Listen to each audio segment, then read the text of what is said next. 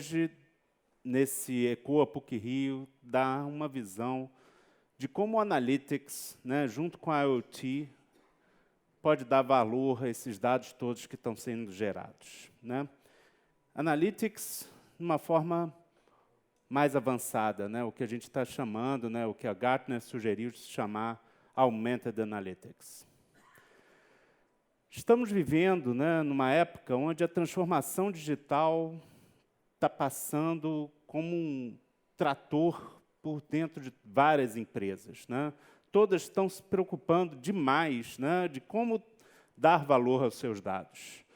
Isso porque temos dados, temos uma área nova, né, ciência de dados, que, junto com técnicas analíticas, está conseguindo transformar esses dados em informação e, com todo o seu expertise, transformar essa informação em conhecimento, né? Como o pesquisador Ronaldo lá da Embrapa falou, a gente, gerando todos esses dados, a gente está agregando o nosso conhecimento para poder fazer uma melhor extração, por exemplo, na área agro.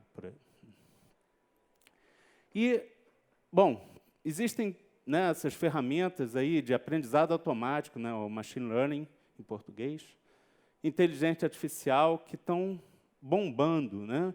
Todas as tecnologias de deep learning, neural networks, né? Tudo que a gente está vendo hoje, né, como um avanço brutal, tanto na área de processamento de linguagem natural, como na área de voz, reconhecimento facial, reconhecimento e aplicações em imagens, né, estão tão presentes na nossa vida que a gente tem que realmente fazer uso disso, né, para aplicar nesses dados, para aumentar ainda mais o nosso conhecimento. Bom, e por trás disso tudo, né, nessa coisa ligada à IoT, né, a tecnologia de comunicação está avançando, como acabamos de ver aqui com o nosso colega aí da TIM, mostrando, né, toda a tecnologia que está disponível para a gente, e junto, né, com esse aspecto de cocriação, como o professor Hugo, diretor do nosso departamento lá, mencionou na primeira palestra dessa tarde, né, a importância da multidisciplinaridade e da cocriação para a gente gerar valor. Então, estamos hoje, né, nessa fase aqui, onde os nossos negócios estão se tornando cada vez mais digitais, e temos que passar, né, principalmente a universidade, a academia, né, olhando para frente, né, que são os negócios autônomos. E sempre se preocupando, né, como o outro professor aqui falou, do aspecto da ética, né, da legalidade e do uso, né, com consciência dos dados que estão sendo gerados. Bom, foi apontado, né, em 2016, né, pela Gartner também, né, as tendências tecnológicas que mais os CEOs deveriam, ou CIOs deveriam se importar mais nos próximos anos, né? No mundo físico, internet das coisas, o robótica, 3D printing. No mundo de software, temos a Data Science Analytics, Machine Learning, Artificial Intelligence, User Experience and Design. E, em termos de infraestrutura, Web Scale, né, que são os que a gente consegue fazer na nuvem, né, já virou commodity, né, hoje para nós. A cybersecurity, a segurança dos dados, e os serviços como formas de negócio, né?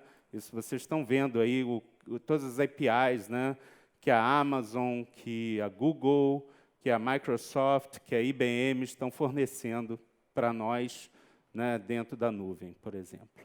E cobram isso por quantas vezes você faz uma chamada de uma API, por exemplo. A internet das coisas, né, que constrói esse ecossistema, né, que inclui coisas, comunicações, aplicações e análise de dados. Então, esse ecossistema aí, né, a gente viu hoje vários exemplos, né, em smart cities, né, com os bueiros, né, na situação da agro, olhando os solos, né? E tem outras aplicações, né, em saúde, em gerenciamento de indústria. A questão toda é que a geração de dados, todos os sensores que estão sendo colocados em cada um desses casos já são tão grandes que o grande desafio é como é que a gente realmente consegue extrair valor desses dados todos que estão sendo gerados. Então, essa é a provocação que eu venho fazer nessa palestra, né, que é como a gente consegue dar valor a tudo isso. Por que eu falo? Né? Isso já é uma frase comum, né? Dados são um novo petróleo, né? Mas aí eu vou fazer um parênteses aqui, né? Já que é um petróleo, esses dados todos, a gente tem que tomar cuidado com o desastre ambiental que isso pode causar, né? Ou seja, o professor aqui, quando falou sobre todo o problema de ética, né? Dos algoritmos autoexplicáveis ou não explicáveis, né? No sentido de que o que aquilo pode causar, como é que aquilo pode ser, como é que as pessoas, os engenheiros de softwares ou os analistas podem ser responsabilizados por aquilo tudo, ou seja, a gente tem que tomar cuidado com tudo isso. Mas o fato é, a gente precisa gerar negócio com os dados. Tem muitas empresas hoje que os dados que ela tem valem mais do que a própria empresa. A gente pode citar vários e vários exemplos disso. Então, no nosso grupo lá, a gente desenvolve muitas ferramentas de analytics, ferramentas visuais, para traçar correlações entre os dados, fazer análise preditiva, análise prescritiva, né, diagnóstica. Mas a questão toda, né, vem do seguinte... os dados estão cada vez sendo mais e mais gerados todo dia. E aí a gente precisa escalar esses algoritmos todos, né, para lidar com Big Data. Big Data é uma palavra que já está até, de uma certa forma, obsoleta, né, mas a parte, ou seja, gerenciar, coletar, armazenar, mas fazer análise desses dados que são realmente grandes, sabendo quais são as features que são importantes e como é que eu vou construir um modelo preditivo com uma determinada precisão ou acurácia, esse é o grande desafio, né? E muitas vezes, né, quando a gente está falando do contexto de IoT, a gente quer fazer isso em tempo real. Aí o desafio fica maior ainda, né? Ou seja, detectar anomalias, construir modelos preditivos em real time, são desafios bastante grandes e importantes. Dentro do Departamento de Informática, criou uma ênfase em ciências de dados, temos um laboratório em ciências de dados, eu acho que a gente... eu posso dizer que eu estou num ambiente que está me deixando muito feliz em trabalhar nele, porque a gente tem 4 laboratórios trabalhando de uma forma bastante coesa, né? Um dedicado a Data Science, o outro dedicado a ideias, né? A User Experience, o outro dedicado a algoritmos e otimização, Analytics, e o quarto dedicado a coisas, né? Então, coisas, ideias, algoritmos e dados, alguma hora se misturam, né? E dão um resultado bastante bacana. Essa é uma frase que eu aprendi aí com o Hugo.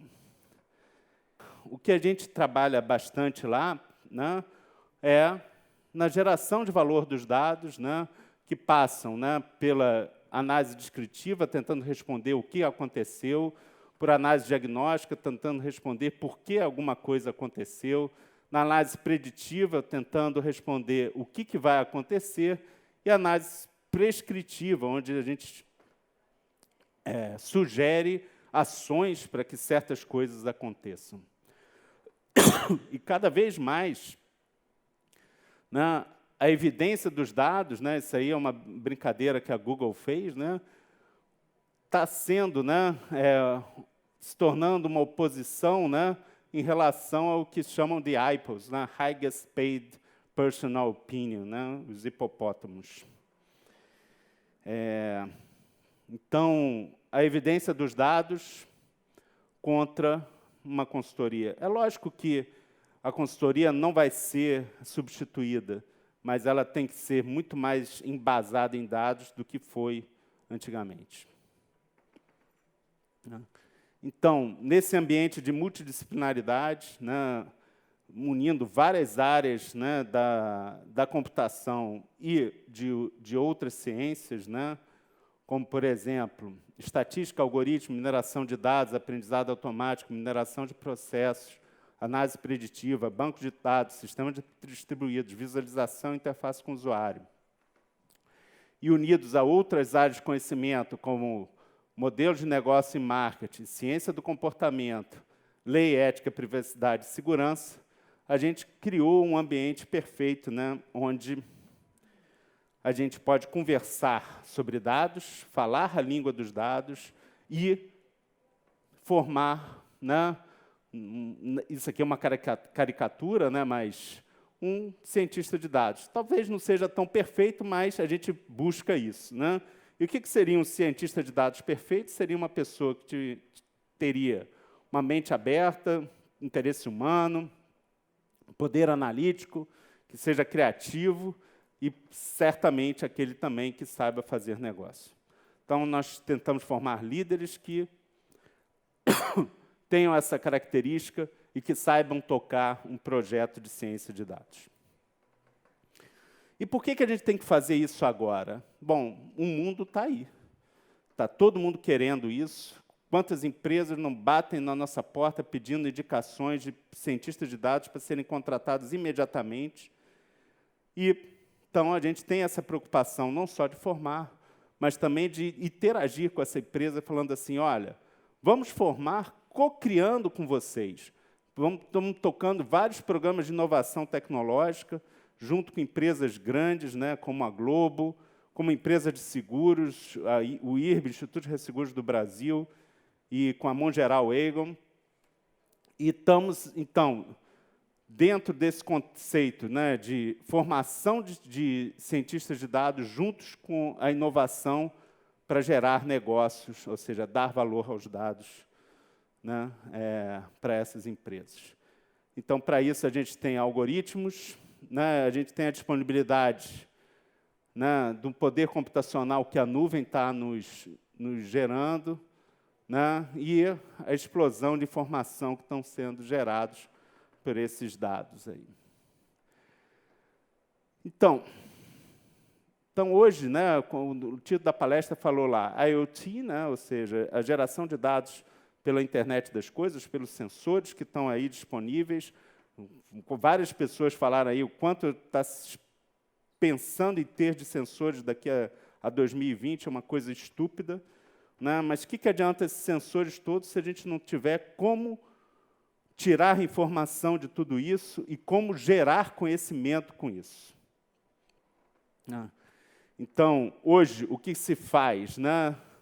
Muitas vezes são Visual-Based Data Discovery Platforms, né? Assim, a gente está nessa fase aqui um pouco, né? Digo a gente, né? Ou seja, o mercado, né? Mas o que se propõe para os próximos 5 anos é essa direção, onde a gente está se chamando de Augmented Analytics, né? Ou analítica aumentada, né? Onde os algoritmos de machine learning estarão cada vez mais automatizados. Existem empresas que estão bombando no mercado americano, como a DataRobot, né, ou AutoML, né, que propõe, né, serviços de... Ou seja, você bota seus dados lá e eles vão descobrir quais são as features que são importantes, quais são as correlações importantes entre essas features, e quais são... Ele roda todos os modelos possíveis e imaginários que existem em Python, em R ou em Java, para te dar aquele ali, ó, esse daqui, esses são os parâmetros, esse é o modelo melhor que você consegue, esses são os parâmetros para esse modelo, e está aqui. Você pode fazer um deploy num serviço, e, a partir desse serviço, né, você pode botar ele em produção. Então, nossa pesquisa, né, hoje, no nosso laboratório de Data Science, ela está muito voltada para isso, né, ou seja, para o AutoML, né, Auto Machine Learning, auto-discovery of correlation, ou seja, a descoberta automática, né, de correlações entre variáveis. E, bom, a meta-analytics não fica só aí, né? Fica, além disso, na automação para a limpeza dos dados, que é uma coisa que se demora muito tempo. E, por fim, né, depois que você está com todo o ambiente, né, de modelos preditivos, diagnósticos, né, funcionando, até prescritivos funcionando, onde a otimização, aí entra o laboratório de otimização lá que nós temos, né, a gente passa para uma coisa que é como é que eu vou me comunicar, né, com esses modelos analíticos, né, de uma forma acessível. Então, a gente também trabalha muito com Natural Language Processing, né, e com Speech. É um próximo passo que a gente está fazendo, né, onde sistemas conversacionais vão fazer esse diálogo com os modelos. Ou seja, nesse ambiente, né, que eu vou falar daqui a pouco, né, dos twins, né, ou seja, dos ambientes gêmeos, né, onde imitam, né, a realidade num objeto virtual. E aí, o Twin Digital, né, então você vai perguntar, bom, planta, né, industrial, quais são as probabilidades de falhas hoje tem alguma válvula que está com probabilidade de falha grande, alta, elevada hoje? E aí ele vai responder que sim ou não. E aí você vai sair, né, porque vai ter sensores para tudo que é lado, você vai sair de um simples processo, ocorrer uma falha, um aquecimento de equipamento para um modelo, para uma prescrição onde seja, vou atuar ali para que essa falha não aconteça. Então, tudo isso vai ser feito através de sistemas conversacionais. Então, entrando um pouco mais em detalhe, mas o meu tempo já acabou aqui um pouco, vou correr um pouquinho nesse sentido, né? Ou seja, existiam o que hoje se faz é muito data discovery baseados em análises visuais, né? E o que nós vamos passar, né, para os próximos 5 anos, e por isso toda a pesquisa que a gente vai se dedicar aí, que a gente está se dedicando hoje e para os próximos 5 anos, vai ser na direção de análise aumentada, onde você vai fazer buscas por linguagem natural, onde os algoritmos vão achar padrões relevantes no dado de uma forma automática e os modelos serão autogerados. Exemplos de aplicações nisso, né, o Digital Twin, né, que é como eu mencionei, né, que é uma representação do objeto no mundo real. Né. Isso já tem empresas que estão, principalmente empresas que estão construindo sensores, já estão adotando tecnologia, né, embora iniciando, né, a tecnologia de Augmented Analytics para esses casos. Né. De novo, né, como eu falei, e aqui esse slide da Gartner mostra um pouquinho do que a gente está mencionando lá no departamento, né, onde algoritmos, coisas, informações, pessoas e negócios se comunicam. Então, exemplo, um digital twin, né, de uma planta industrial, onde se cria uma alma gêmea, né, ou seja, uma planta gêmea no mundo virtual, e você consegue se comunicar com todos os sensores e saber, né, através dessa análise automática, o que está acontecendo com ela, de uma forma diagnóstica, descritiva, preditiva e prescritiva. Né? E isso daí já está se estendendo também para o conceito de Smart Cities, né? Ou seja, onde você vai poder perguntar, né, para o Smart City do Twin, né, da cidade, perguntando onde é que estão os problemas hoje, onde é que eu preciso atuar de uma forma emergencial, e a própria máquina, né, vai te indicar, prescrever onde é que você tem que sair para a rua. Terceiro exemplo, né, em agro, né, isso aí, né, o professor Ronaldo lá da Embrapa já mencionou, né, e você já, com esses sensores todos, né, e com um sistema né, de Augmented Analytics, você poderia saber, né, perguntar para a fazenda ali, onde se tem alguma região que está sendo atacada por algum vírus, né, alguma praga, né, como é que você poderia fazer um gerenciamento de irrigação de uma forma mais automática, né, que nutrientes eu vou colocar nos sensores, em cada região da fazenda, e o uso de drones para identificar pragas, por exemplo, e máquinas, como ele mencionou, né, que já são autônomas e que percorrem a fazenda de uma forma bastante inteligente, né, onde vai recolhendo e plantando ao mesmo tempo, logo depois, né? E um terceiro exemplo, que é em saúde, né, onde, lógico, né, com vários sensores que a gente tem hoje disponíveis, né, wearables, né, você poderia perguntar para um sistema como é que está o seu organismo hoje. Isso é uma visão bem de futuro, mas por que não, né? E contando, lógico, tem um problema de ética, né, de segurança de dados aqui muito forte, porque, por exemplo, até as próprias seguradoras estão querendo cada vez mais saber de você, ou saber das fazendas, por exemplo. Se ela não sabe quanto, bota lá um sensor no seu carro para diminuir o teu seguro de automóveis, por que não posso botar um sensor na fazenda para diminuir o meu seguro?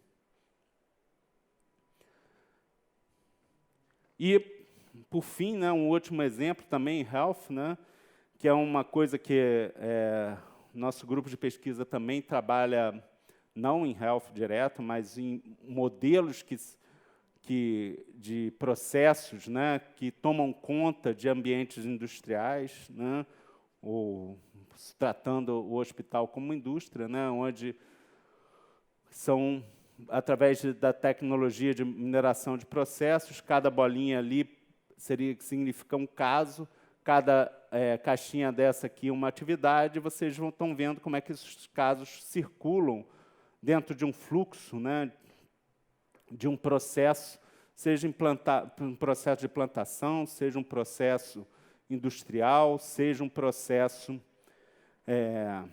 de saúde, por que não, dentro do hospital, o tratamento de um cliente, né? Aí você vê que certas coisas formam certos gargalos de uma forma visual aqui, e aí, como é que a Augmented Analytics entraria nesse caso? Prescrevendo quantos recursos humanos eu teria que colocar aqui, né, para poder, né, naquele exemplo lá, para eu poder ter aquele gargalo sumir, por exemplo. Eu tenho que botar mais recursos humanos. Quantos recursos humanos eu tenho que entrar? Então, para isso, né, fazendo isso tudo, né, de Augmented Analytics, a gente vai sair, né, de uma incompetência inconsciente.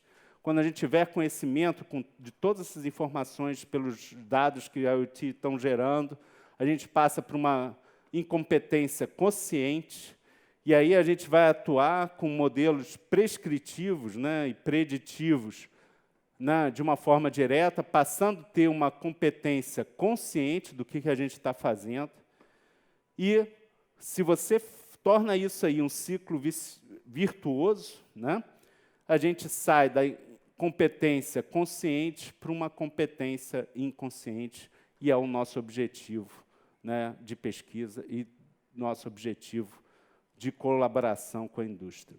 Tá? Então, é isso que eu tinha que falar. Muito obrigado.